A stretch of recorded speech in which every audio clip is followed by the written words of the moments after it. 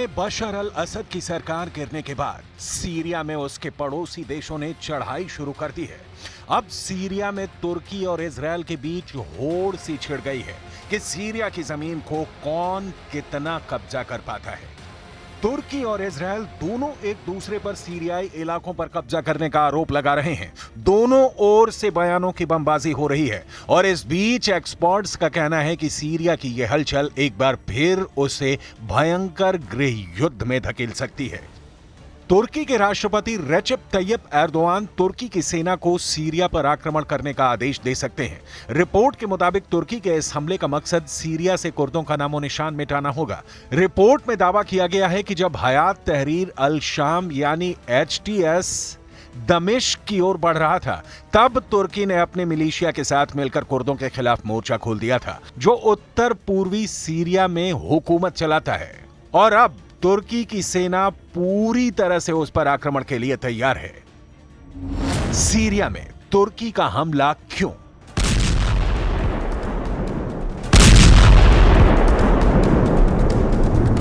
दमिश्क पर जुलानी का संगठन HTS काबिज हो चुका है। राष्ट्रपति असद के सत्ता से बेदखल होने के बाद HTS ने तुर्की और उसके मिलिशिया सीरियाई राष्ट्रीय सेना SNA के साथ हाथ मिलाकर कम से कम 3 जगहों पर कुर्दों के खिलाफ हमले तेज कर दिए। कुर्द सीरियन डेमोक्रेटिक फोर्सेज यानी SDF के शीर्ष कमांडर ने चेतावनी दी है कि अगर तुर्की HTS गठबंधन अपने हमले जारी रखता है तो देश खूनी गृह युद्ध के एक और दौर की ओर आगे बढ़ सकता है।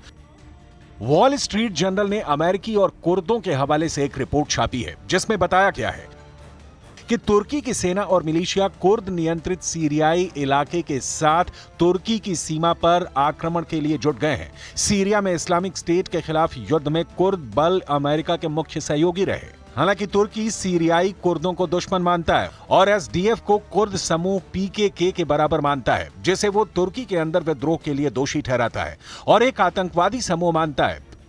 वर्षों से तुर्की AANES यानी कुर्दों के कब्जे को सीमित करना चाहता है और उन्हें तुर्की के बॉर्डर से दूर धकेलना चाहता है। इसीलिए सीरियाई कुर्दों पर हमला जारी है।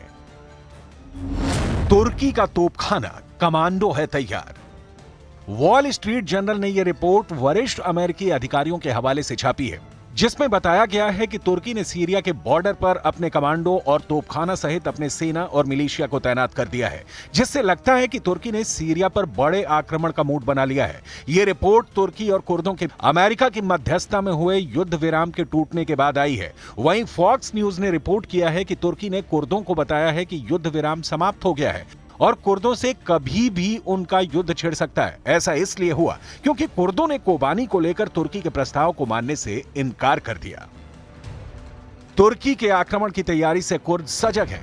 विदेशी मीडिया वॉल स्ट्रीट जर्नल के मुताबिक SDF के एक आला अधिकारी इल्हाम अहमद ने अमेरिका के नवनिर्वाचित राष्ट्रपति डोनाल्ड ट्रंप को एक चिट्ठी भी लिखी, जिसमें बताया गया है कि तुर्की का लक्ष्य आपके पदभार ग्रहण करने से पहले हमारी भूमि पर नियंत्रण स्थापित करना है, जिससे आप हमारे क्षेत्र के शासक के रूप में उनसे जोड़ने के लिए मजबूर हो जाएं। अगर तुर्की अपने आक्रमण के साथ आगे बढ़ता है तो परिणाम भयावह होंगे। तुर्की के आक्रमण से अकेले कोबानी में 2 लाख से ज्यादा कुर्द नागरिक विस्थापित हो जाएंगे, जिनमें कई ईसाई समुदाय भी शामिल हैं।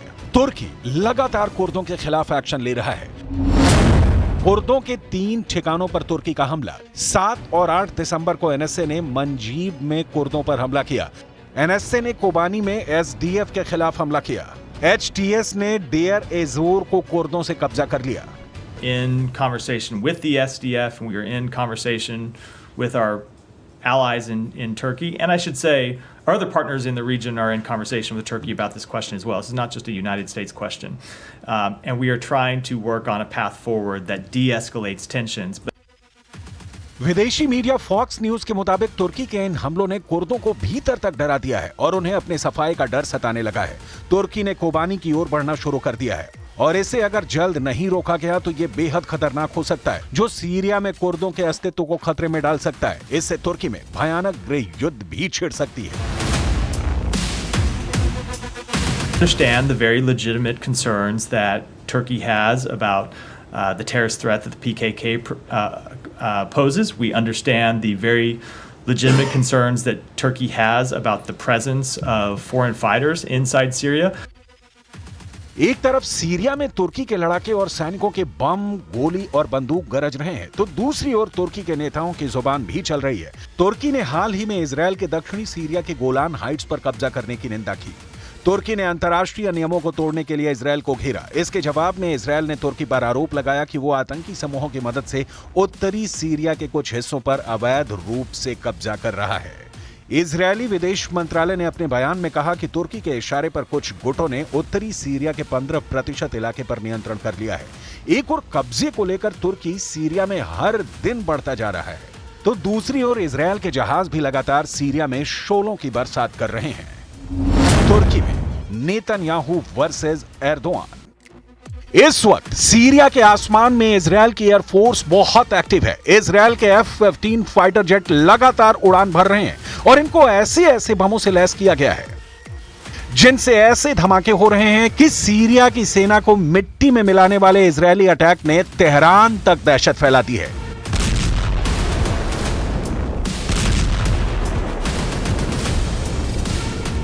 इन हमलों पर जुलानी की भी मुहर लग चुकी है, क्योंकि जुलानी ने ना इसका विरोध किया और ना ही इजरायल से युद्ध करने की ख्वाहिश जाहिर की है, बल्कि ईरान और हिजबुल्लाह को अपना सबसे बड़ा दुश्मन बता दिया है।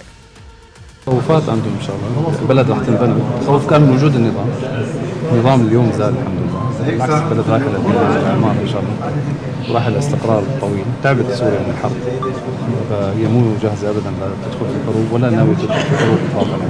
على العكس مصدر القلق كان فيها هو تواجد ميليشيات الايرانيه وميليشيات حزب الله ووجود النظام نفسه اللي قام بالمجازر اللي شايفينها انتم اليوم. इजरायल के इन धमाकों के साथ सीरिया में जुलानी का ऐसा तूफान आया कि उस तूफान में ना सिर्फ बशर अल असद की सरकार उड़ी, बल्कि असद की मदद करने वाले पुतिन और खामनेई का मजबूत खूंटा भी उखड़ गया। जुलानी ने सीरिया में ऐसा जाल फैलाया कि इस जाल में फंसे रूस और ईरान की सेना को सीरिया से भागना पड़ा। जुलानी का जाल बुनने वाले तुर्की और इजरायल इस वक्त बहुत खुश हैं। जुलानी का जाल इतना मजबूत बताया जा रहा है जिसकी जद में अब कई और अरब देश भी आ सकते हैं। डर है कि इसमें जॉर्डन के राजा किंग अब्दुल्ला भी फंस जाएं और जुलानी का अगला टारगेट जॉर्डन बन सकता है। खौफ सऊदी अरब में भी बढ़ चुका है। यही वजह है कि सीरिया में तख्ता पलट से पहले सऊदी अरब के क्राउन प्रिंस ने बशर अल असद की तरफदारी में कई बातें भी कही थी।